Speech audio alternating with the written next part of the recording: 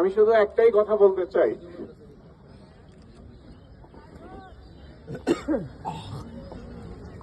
আমি শুধু আপনাদের জন্য আজকে মনোনয়নপত্র দাখিল করতেছি।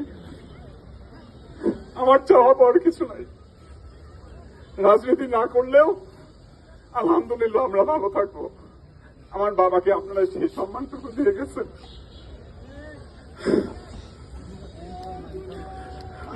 আপনারা স্লোগান দিবেন না, আপনারা সুখে দুঃখে সবসময় আমার বাবার পাশে ছিলেন। আপনারা ঠিক যেইভাবে করে আমার বাবার পাশে ছিলেন, আগামী সংসদ নির্বাচনে আপনারা দয়া করে আমার পাশে থাকেন এবং আপনাদের প্রত্যেকটি ভোট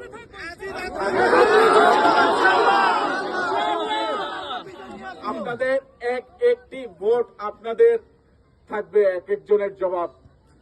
আজকে নবীনগর বিএনপিকে 2001 সাল থেকে শুরু করে 2025 সাল পর্যন্ত 24 সাল পর্যন্ত যত আন্দোলন সংগ্রাম হামলা মামলা হয়েছে, আমরা সব সময় আমার নেতাকর্মীরা ছিল, আমরা ছিলাম আপনাদের পাশে, ছিলাম নাকি না? আপনাদেরকে কখনো ফালাই গেছি? যত রকমের বিপদ আপদ ছিল চেষ্টা করেছি আমার সাধ্যের মধ্যে আপনাদের পাশে থাকার জন্য। আপনারা দয়া করে আমাকে ফালাই যায় না।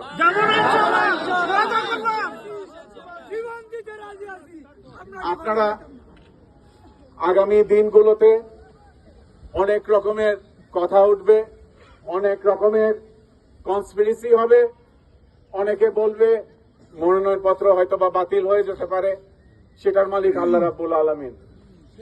তবে অনেকে এটাও বলবে হয়তোবা উপরের প্রেসারের কারণে বসে যেতে হতে পারে, হয়তোবা অনেকে এটাও বলবে একদিন কিংবা 2 দিন আগে প্রশাসন দিয়ে আমাদের নেতা কর্মীদেরকে ঘর ছাড়া করে দিবে, ঘরের বাইরে নিয়ে যাবে, হয়তোবা আমাকে আটকিয়ে ফেলবে।